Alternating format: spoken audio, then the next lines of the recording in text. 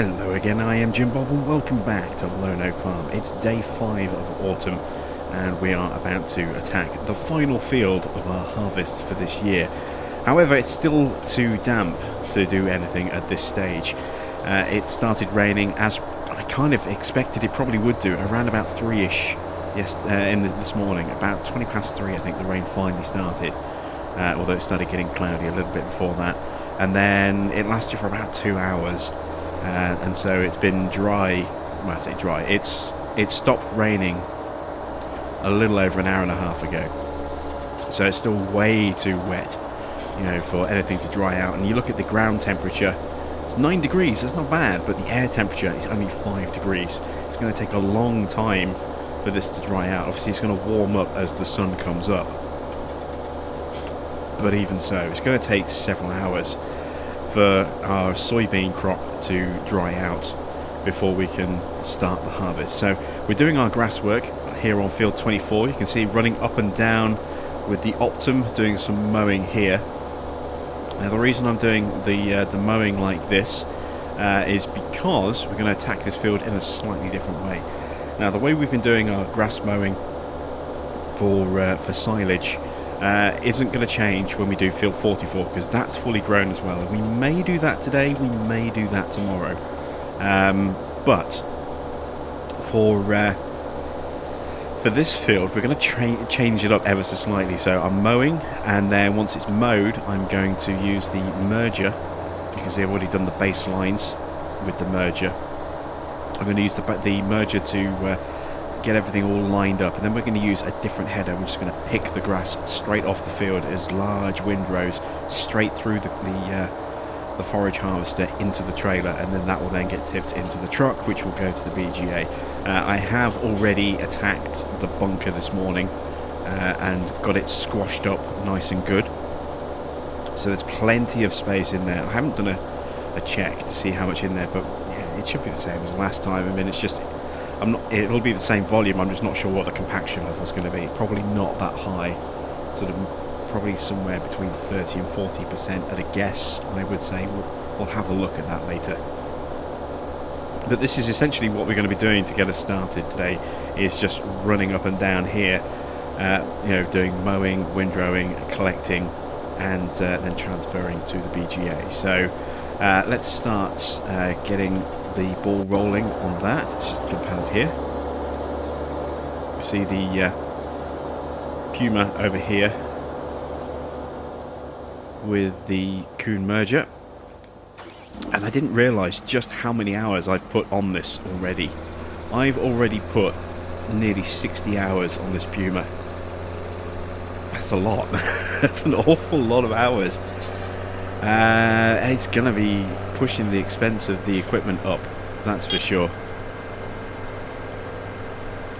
Let's get the full working lights on.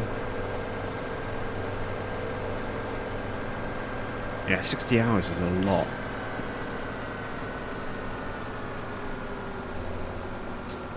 I'm wondering whether or not to add another tractor next year as well.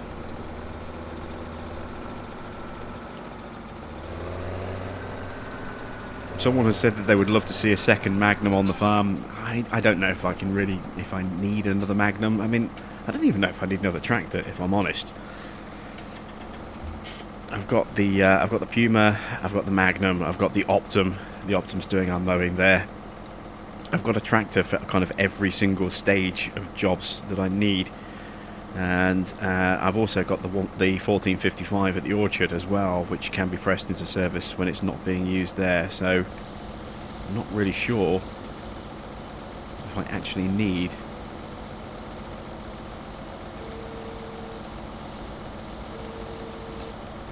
another tractor on top of that as well.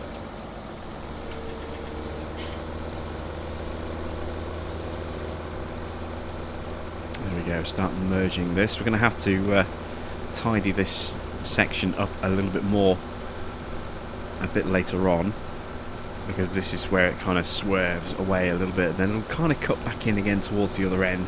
So we'll run a quick pass up here just to you know, to clean that back up again once we're done. But essentially now we're going to try and start rowing this up. And once that's done, we'll bring the forage harvester up with the different header and load that straight into the trailer.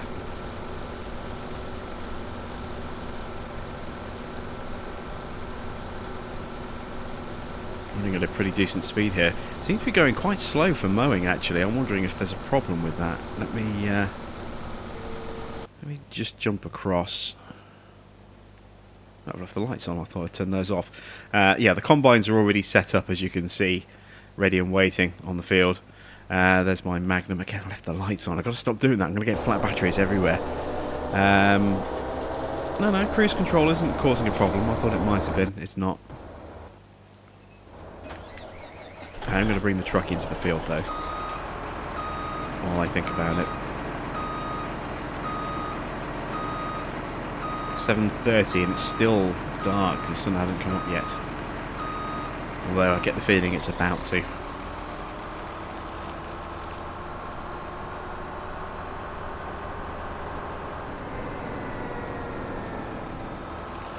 Put the truck here out of the way. And one thing I didn't realise as well, which is now a little bit too late to do anything about, is I've missed the window now to plant any more OSR this year. Yesterday was the final day, so I can't put any cover crops on the rest of our fields.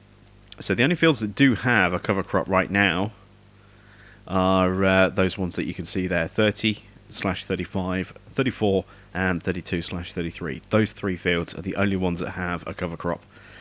43, 48, 51, 45, 49, 53, 54.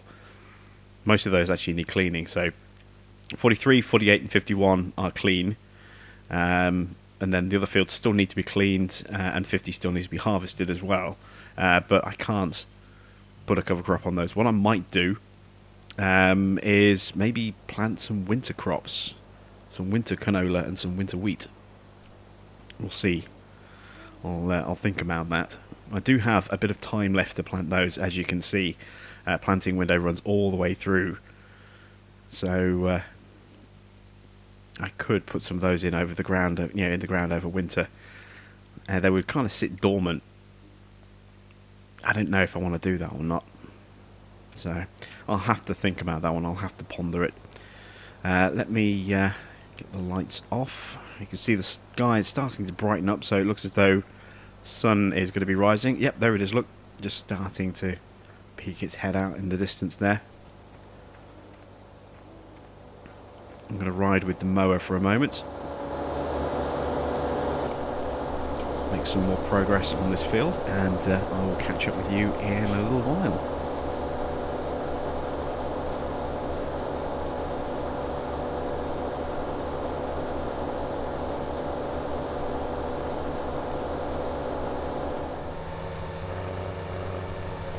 So the mowing is done. Just got a little bit of the windrowing left to do over there, but the Optum is pretty much done over here now. We're not going to need this again, so I'm going to take this back to the farm.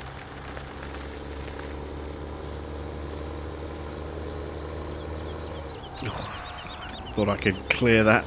Apparently not. Yeah, we'll get this back to the farm and get the mowers dropped off.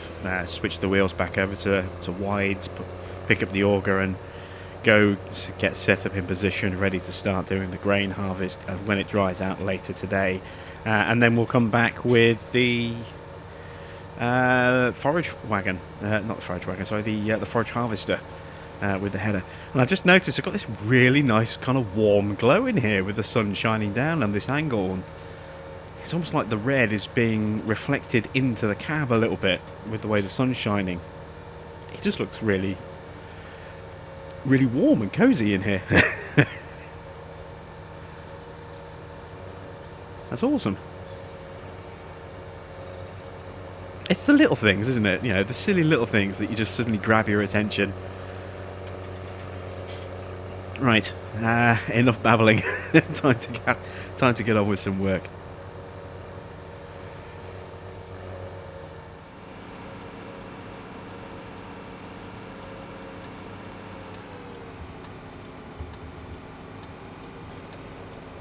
have the 4-up header attached, as you can see.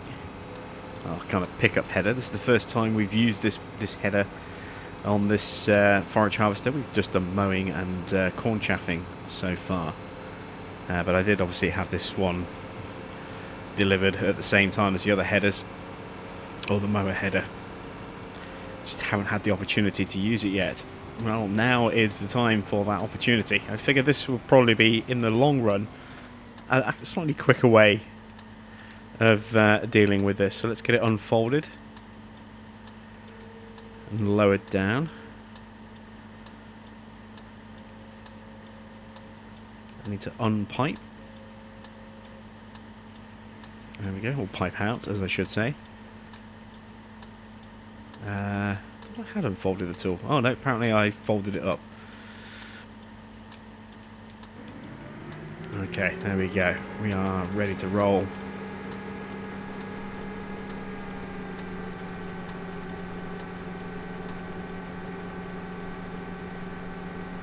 And off we go. So we get to manually do some sort of foraging this time out using this 4-up header.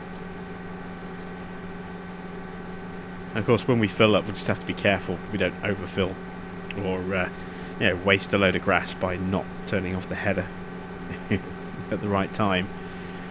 But yeah, we'll fill this trailer up, then we'll transfer it into the truck, and then take the truck, empty the truck, bring it back, do the same again. Run this, switch to the other truck, and so on and so forth, and rinse and repeat until this field is done, and we should get it all done well before the crops are dry.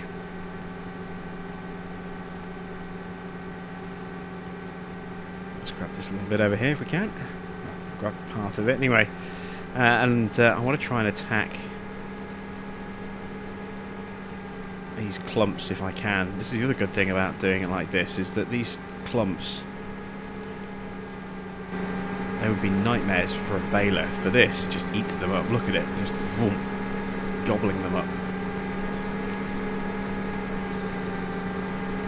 Absolutely superb.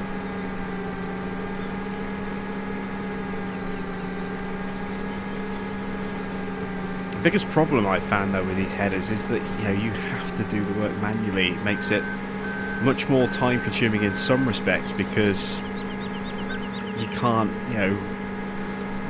run a chaser alongside or something with a trailer to keep it working on the field. Not like you can when you're chaffing corn. So it really kind of limits your options when you can't hire a worker with this. I hope that's something they change for the FS19. I don't know if it will be, but it'd be nice if it is. It'd be so nice to be able to run this as a proper pickup like this after doing mowing or windrowing or whatever. To be able to run this and have a trailer, and drive a trailer alongside it in the same way you would if you're corn chaffing. Make this such a fast and easy job. Right, let's do the second part of these end pieces here, just again to give us some turning room at the end of each pass.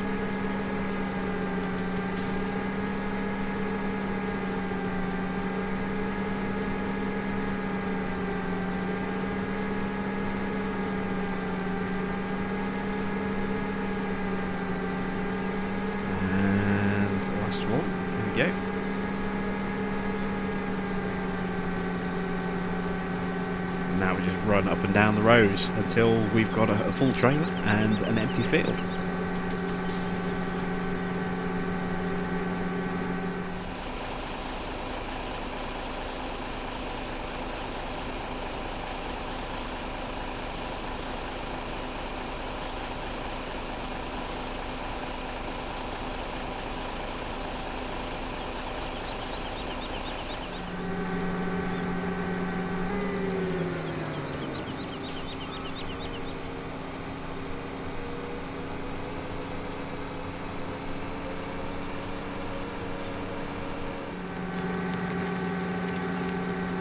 Powering my way through this field. It's amazing how fast, when you've got big fat windrows, it's amazing how fast you fill these trailers up.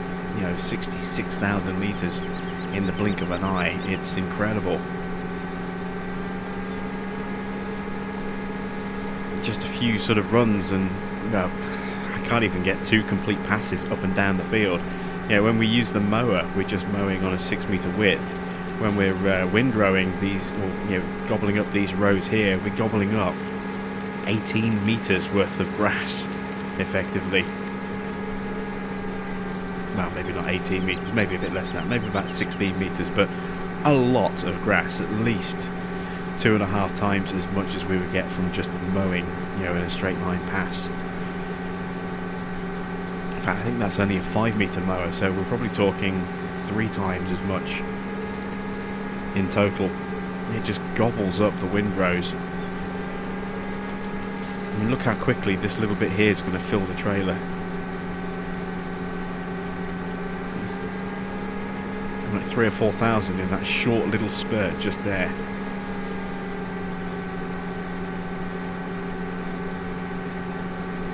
And again, look, just massive amounts of grass really, really quickly and easily. So it's a slow process in some respects because you have to mow, then you have to do the windrowing with the merger, and then you have to collect it all like this. But it's nice to actually drive this thing manually rather than just putting it on a worker and popping up alongside it every now and again. You actually feel like you're getting a little bit more involved in the work because, well, you are. Really, you are getting more involved. But, I mean, this thing just fills up so quickly like this because you're putting so much grass through it in a very short space of time that you end up making multiple trips. This is why it's a shame that I don't have the ability to have someone alongside with a trailer, you know, be it me or the AI. Look at that, it's another full trailer already. So that's all that's left now, pretty much, just that little bit there. The rest of the field has been picked clean, as you can see. So we'll empty this into the truck, and then we'll head back to the farm, and then maybe by 1 o'clock it'll be ready. In fact, let's just jump out and have a look. Let's scan this field here. We don't own this field, but we should be able to scan it for the moisture anyway. 21%. Okay, so it looks as though 1 o'clock might be the cut-off point for the crop moisture. We might actually be able to start harvesting in about half an hour, which will be about the time we finished doing this field and back at the farm, which is kind of handy. So I'll get this transferred into the truck and into the PGA, come back, grab that last little bit, and then I'll see you back at the farm, hopefully harvesting just after 1 o'clock. Well, we've paid the man and picked up the keys, and here is our brand new truck that we ordered a couple of days ago. Another 850 hook and another Meyer Boss trailer. This time we've gone for black, and this is the stealth truck. I mean, look at this finish here. Oh, it's beautiful, absolutely beautiful. So let's get this back to the farm. We're going to need this a lot in the next couple of days when it comes to delivering all of our grains for harvest, you know, well, to sell the harvest. And you can see the weather radar has changed. We've got the rain symbol popping up. So it looks as though we're going to have early morning rain again tomorrow, which means hopefully by the time we're up, that rain will have stopped. It'll have finished, and we'll just have to, well, we won't have to worry about anything drying because this crop will have been done by then. So we're talking probably, I would say, raining in about 11 hours or so. So somewhere around 1-2 in the morning, I think it's going to rain. It'll probably rain for a few hours and then stop raining, I don't know, 3-4 in the morning. And then we'll be looking at, you know, clear skies when we wake up. Damp fields, but we'll have no crop left to deal with. So, in fact, you know what? The other trucks at the farm still. Let's use this one today. Let's use our brand new truck. Let's break this in properly. So this is what will run the soybean back to our silo. And you can see it's gone 2 o'clock and it still hasn't dried out yet. Oh no, it has. It has dried out. It's just dried out now. I was looking at the wrong thing. So we are able to get the combine started. Fantastic. It's about time. Been waiting and waiting and waiting for this. So let's get the final field started.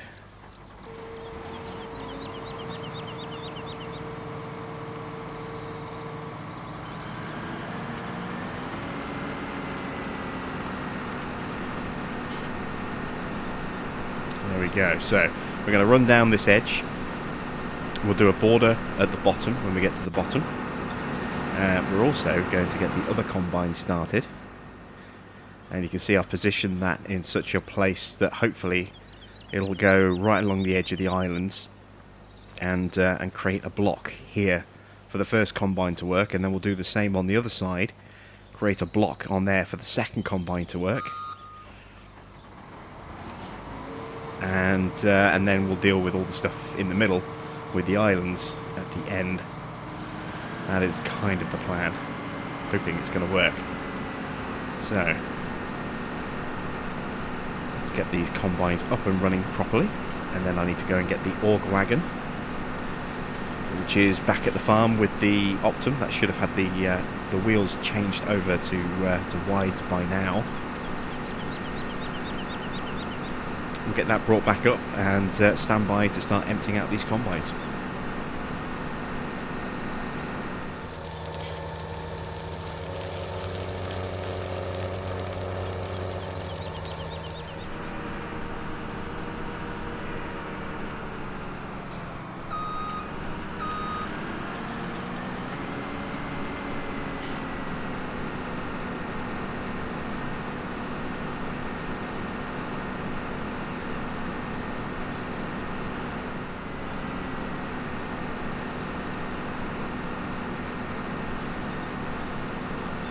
So, as you can see, we've got the first combine running away over there. I've done a couple of headlands at this end because we're really close to the road, and also some telegraph poles as well. So a double headland just makes sure that the combines will turn around and do all the way down the pass at the end of the field. So we're going to empty this combine here quickly because it's pretty much full. And then we'll run that on the other side. I'll run it up to the top on the far end of the field, and then we'll come down and create the wedge. And then when that's done, I'll go and empty the other combine, which has just disappeared out of view, but you can see where it's up to in terms of what's sticking out on the field there.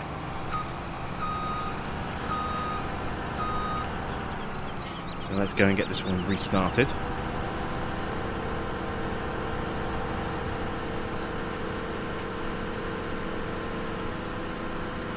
And then it's just going to be that sort of middle section that's going to need to be done, and we'll probably get a combine attacking from either end of the islands. That might be the easiest way to go about doing this bit here. We'll see.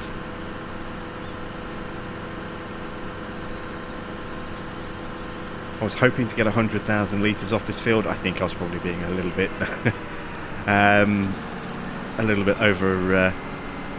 overestimating just how much might be on this field. I don't think we're going to get 100,000, but I think we'll get a good amount. So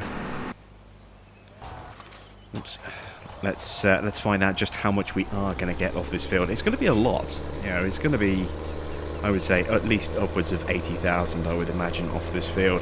Whether we'll get 100,000 or not, I think that might be pushing it just a little bit. But you never know. You know, I'll keep my fingers crossed.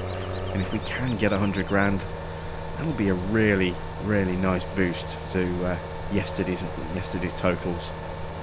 Put us in an incredibly strong position next summer when it comes to sell this. And hopefully we'll actually get a green market price on sale day rather than red market prices. Like last time, we kind of scrambled towards the end and we managed to kind of catch the second tips on a decent kind of load, or a decent kind of price, but yeah, it could have been so much better. So fingers crossed, you know, this year, well, this time around, you know, next summer when we sell this crop, we'll actually be in a much, much stronger position.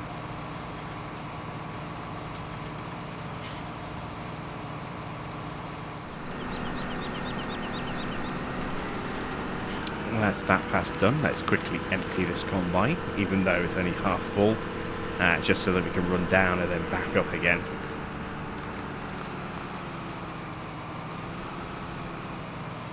And now we need to, as I say, put in that block on this side of the islands.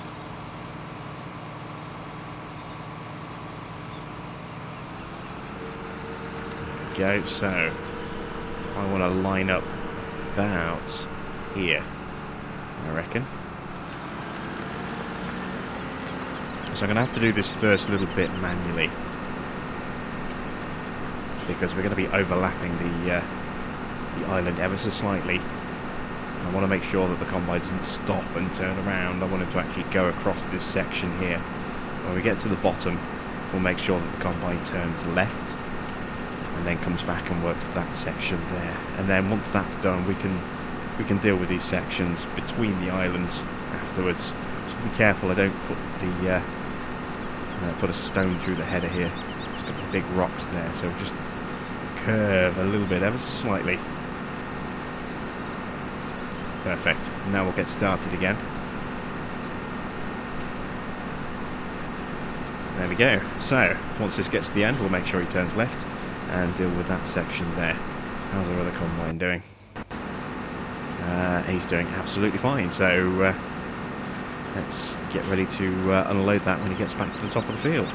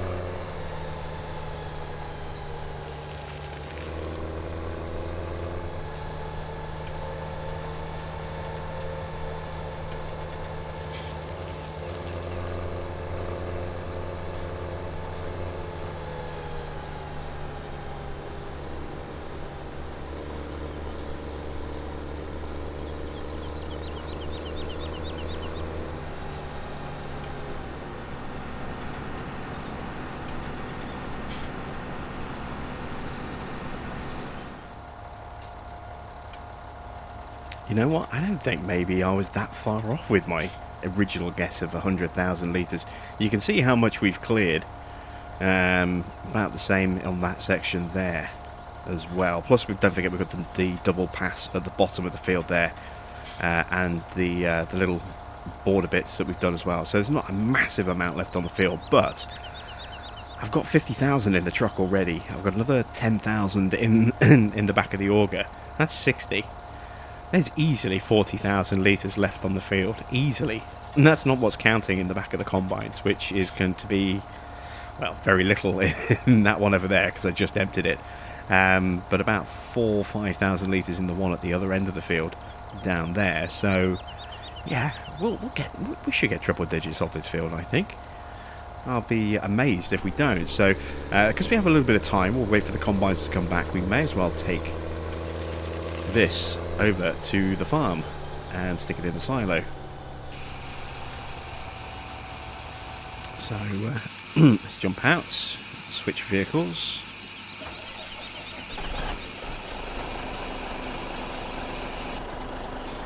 There we go. We'll run this back in, we'll drop this in, make our way back over. I don't see the other combine yet, so I've still got a fair bit of time.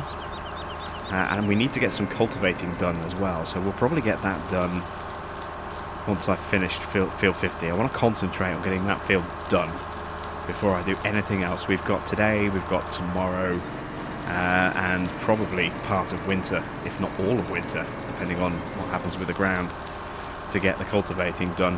And since we can't plant any more OSR,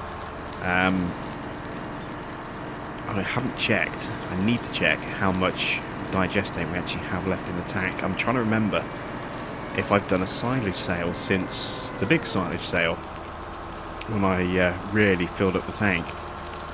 I don't think I have, or at least I might have silage, might have digestate to spare, because we did that really big sale, didn't we? Where we did like 500,000 litres, and I think I did that after I'd already put the digestate down. So we should have, you know, a good chunk of digestate to at least get started spreading some slurry on these fields.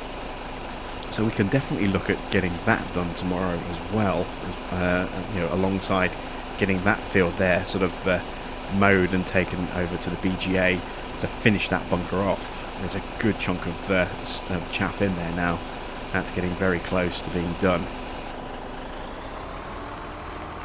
So we're going to end up with a mega sale of silage towards sort of mid to end winter. We'll probably do it in the last couple of days of winter. Get the crop sales out of the way first in the first few days, and also if we're looking to make any sort of changes to our equipment lineup, which we might well do, freshen things up a little bit for year 3. We can look at maybe swapping out a little bit of equipment. I'm wary of making massive changes because obviously we just spent another 190 or so on the truck, and on top of that another 70 on the trailer, so spent another $260,000 to $270,000 again today. So every time we make inroads in our loan, we immediately attack it again and end up putting another sort of big bill on the credit card. However, something else to take into consideration as well is the orchard has now stopped producing, and that's it for the year. We won't be running the orchard again now till next year. So we've lost the income of around $100,000 a day from the orchard, and that won't start up again till early spring. So that's going to be a hefty loss, and we're still going to have to pay for the upkeep of the property, etc. So it won't be much, it'll be piddly little bits, but you know, our orchard will go from making us a lot of money to costing us a little bit of money every day until we get it sort of re-upped again in springtime. Yeah, definitely going to be a very interesting winter. We stand to make quite a lot of money.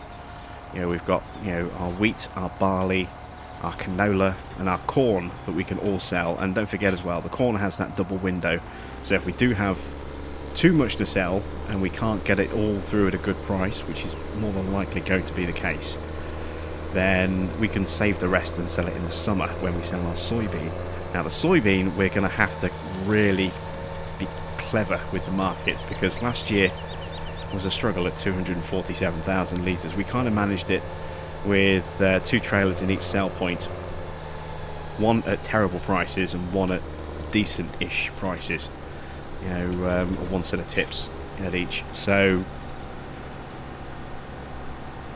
this year I'm hoping we're going to get better prices, but we're going to have even more. We're going to have over 300,000 litres, so that's 5 trailers. So we're going to have to do 3 into one sell point and 2 into the other. That requires a little bit more coordination. Now having 2 trucks will help, because we can double tip at the same time and really, you know, maximise our profits. But again, it's catching the market at the right time, and if we're lucky and we get a great demand at the right time, oh, we're going to clean up. We are so going to clean up if we are lucky enough to get a great demand on sale day. That would just be the greatest thing ever. that would be a fortune. You know, you could expect the great demand price to probably be somewhere well over $2,500 per 1,000 litres. So maybe pushing 2.8, 2.7, something like that. We can get sort of 2.8, 300,000 litres. That's going to be an insane amount of money. That's going to be $750,000 easily. So yeah, I'm kind of really Really curious just how much money we could actually make from all of our grain sales, you know, this winter and summer combined. It's going to be an awful, awful lot.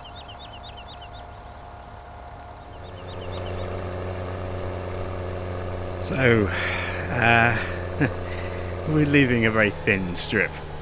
I'm going to have to tidy that up afterwards. It's just a little bit outside of our header's reach. It's frustrating, but it is the way it is. I think the same's going to end up happening over there as well. Combine's turning around, and I don't think he's going to get a full pass, you know, or just a single pass to fill what's left over there. So he's going to have to come back down and do a thin strip as well. It is what it is. But I have some good news. Well, you may already be aware of this, but it is Monday, the 24th of September, as I record this. It is currently 8:45 in the evening, and just a couple of minutes ago I hit 5k subscribers. Bang on the nose, 5,000 subscribers.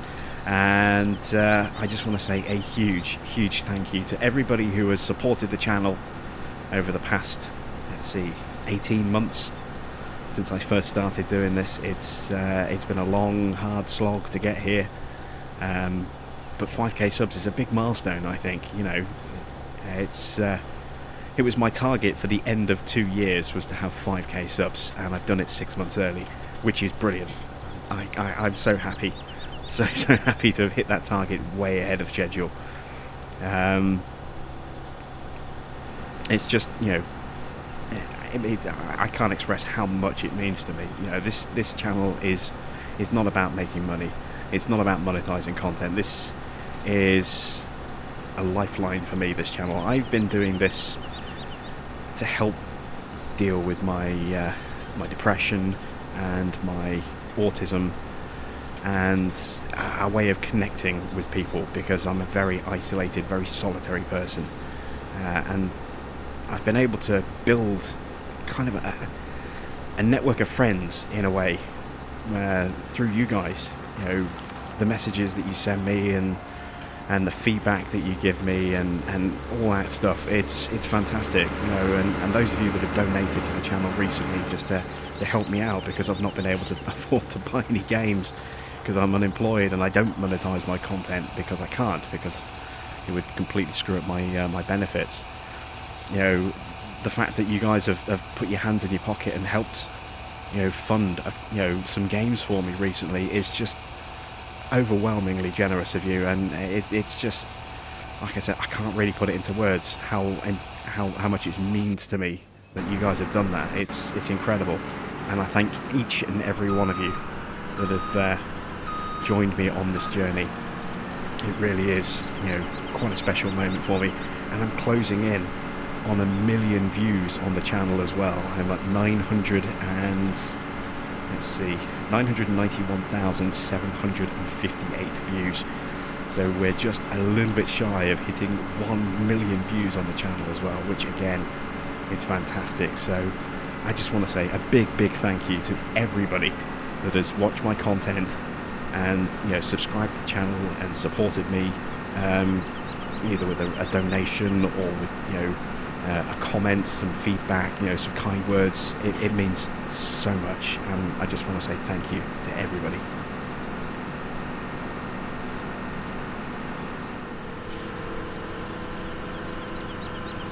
Okay, so now that the mushy stuff is out of the way, let's get on with finishing this field off. So my combine is turning around. I'm not quite sure what he's turning around to do.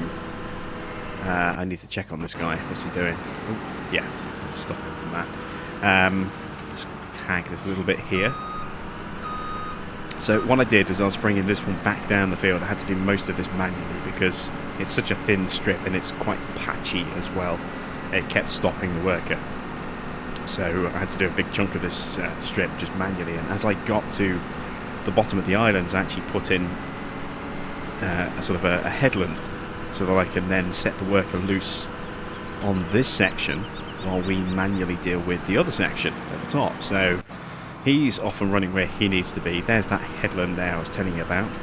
We're going to manually clean up this area around these islands. and then do that little bit going up back up to the top there. So this is where we earn our money when it comes to working this, as opposed to just letting the workers do it for us. This is us getting hands-on with this section, because it is quite a tricky section. It was awkward to cultivate and plough. It was awkward, well, not too that awkward to seed, it was quite easy to seed, but in terms of getting this ploughed, it was pretty tough. The seeding part was actually pretty straightforward. I just kind of looped around the islands as I was going up and down, and it kind of worked quite nicely. But trying to run a manual combine through here is a bit tricky. I remember actually when we were cultivating, I think it was cultivating, and or was it ploughing? And the worker came up, it was ploughing I think, and he came up and he started cutting through these islands with lots of little short back and forth runs that I was not expecting him to do. Points for creativity on our AI worker there, but it completely screwed up what I was trying to achieve, and he started ploughing up an area that I'd already cultivated again. It was ingenious of him, but frustrating at the same time.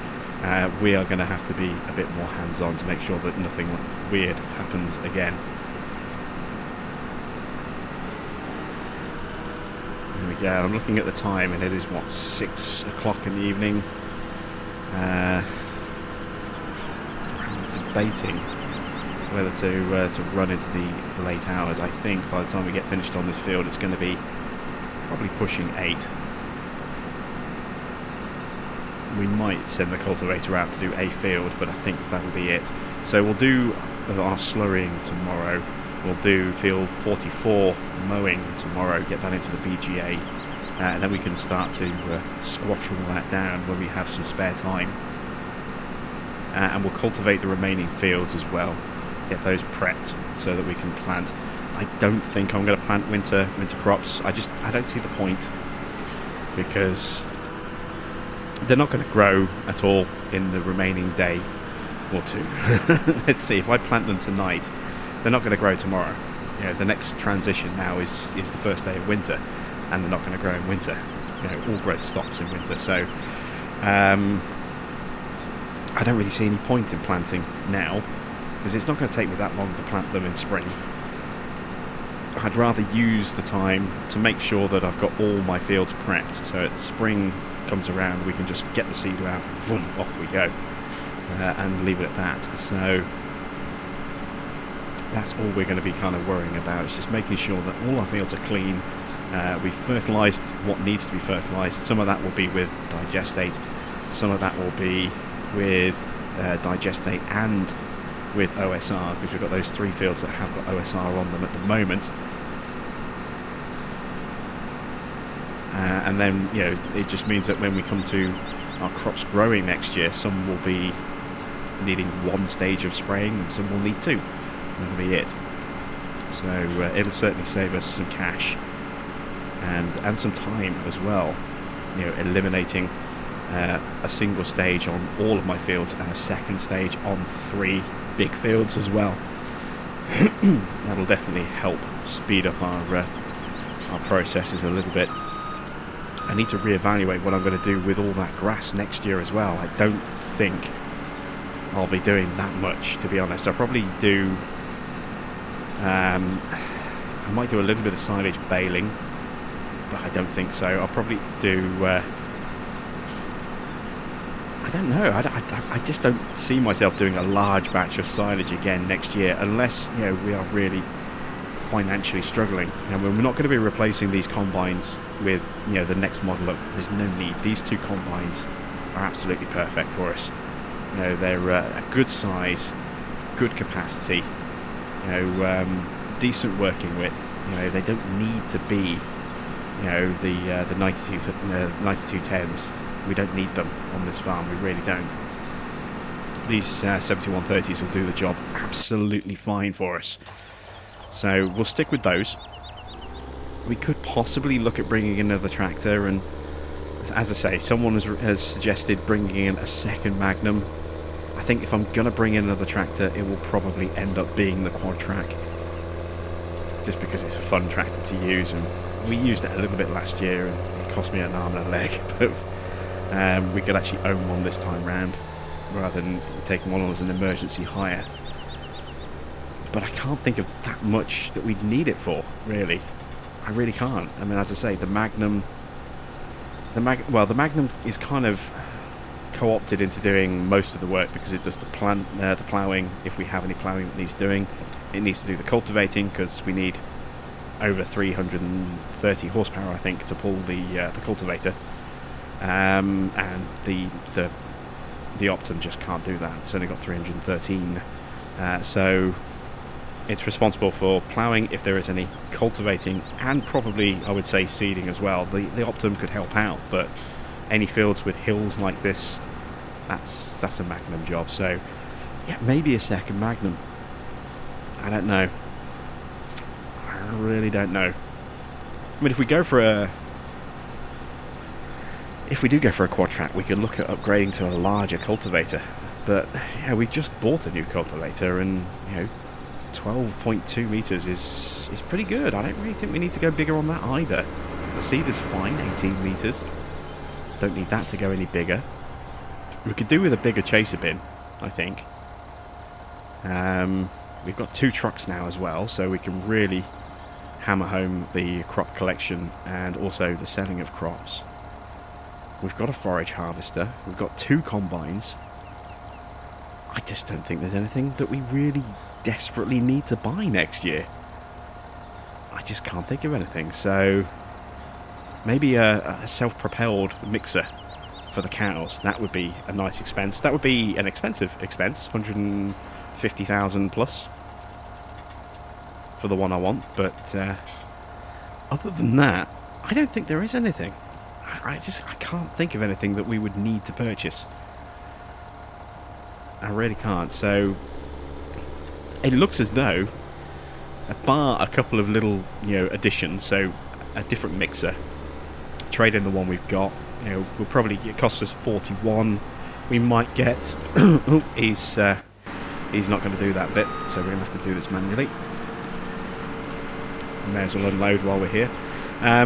We'll probably get somewhere around 25 to 30 grand back for that, maybe a little bit more, you never know. So that means we're probably looking at around 120 for the self-propelled mixer in total. A new auger wagon. Well, if we get one, if we're going to get a new one, we'll probably get one from Avalanche. One from Brent. Get one of the Avalanches because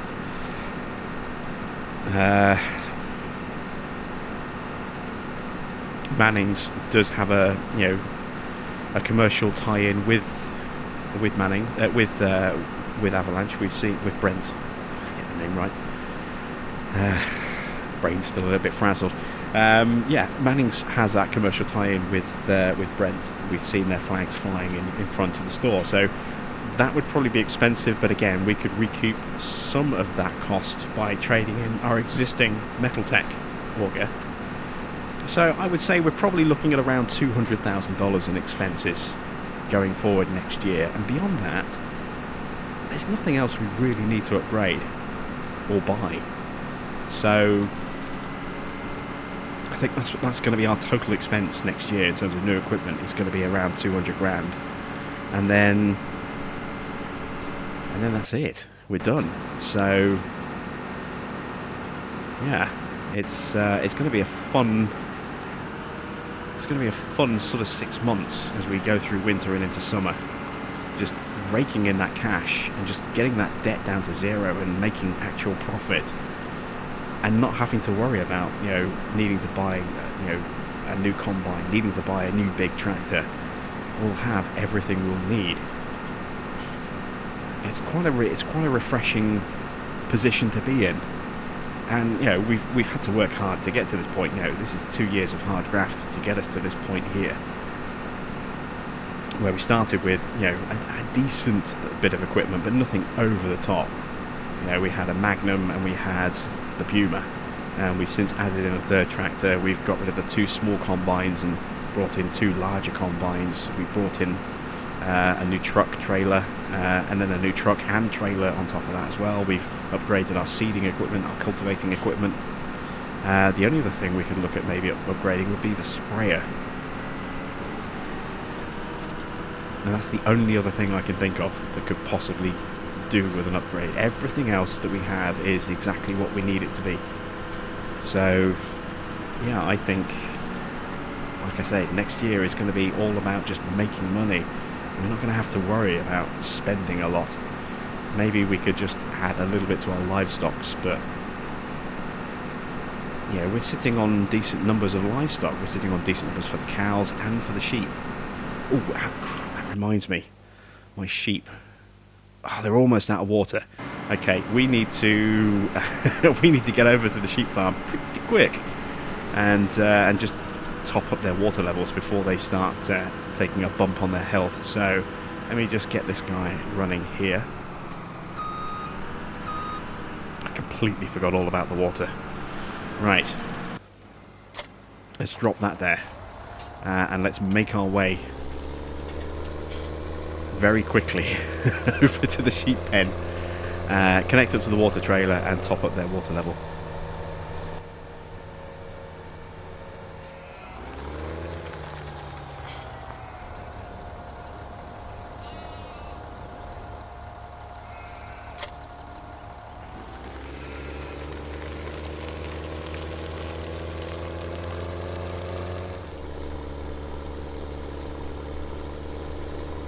Can't believe I almost forgot to do the sheep again, just like last year. But while I was away and getting them watered, our combines did manage to finish off this field. So, assuming that they haven't missed any bits, which we'll check in just a second, let's see what our final tally of soybean is. While that's unloading, I'm just going to pop the map and check to see if there's anything left on the field. It doesn't look like it. It looks like it's all been cleaned nicely. Yeah, that's all perfect. Fantastic stuff. Oh, we got too much. Okay, well, we'll move this up to the edge of the field, just so it's near the other one. We can tag them both that way.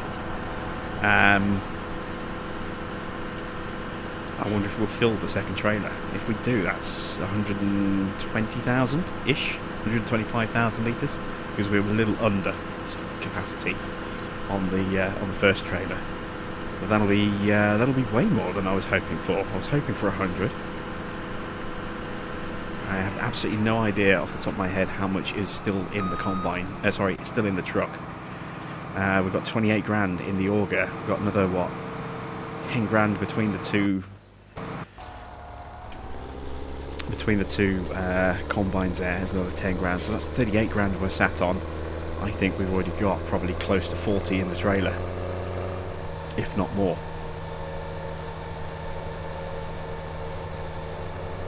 Yeah, we could be looking at a huge total here. And it's what, 7:30. I'm going to end the episode as soon as we've got our total. But I will send the Magnum out to do one field, and we'll get him to do field 50. Not field 50, sorry, field 49.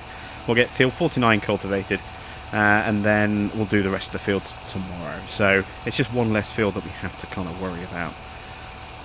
What is our total looking like in the truck? Oh, okay, so we didn't have 40 in the truck already, but that right there is already over 100,000. That's 110,000. That's amazing. Let's take the truck and empty the combines with the truck, because I think we should just about have enough capacity left. Maybe we'll have a few litres, literally a few litres left.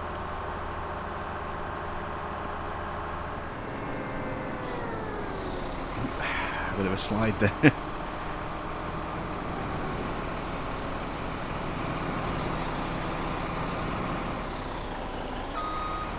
Trying to be greedy and get them both at the same time. I can't. It's not quite long enough. A FS17 I could probably have done that, but never mind.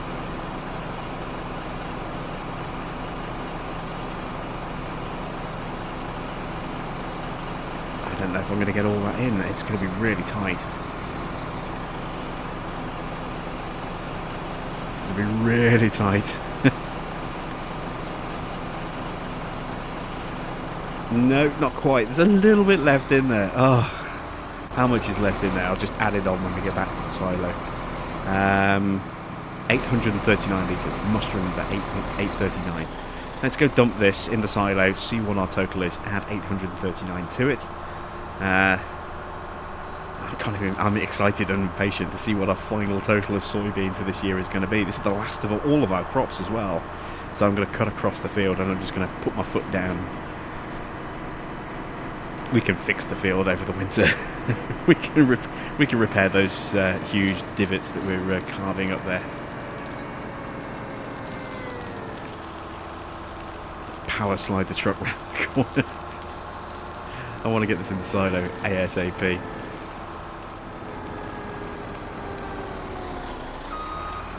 Let's see.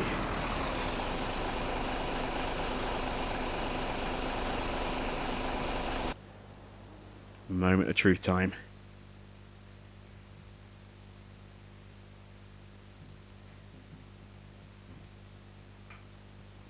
What number is it going to stop on?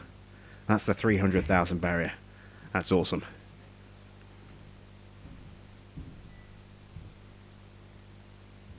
$315, $320,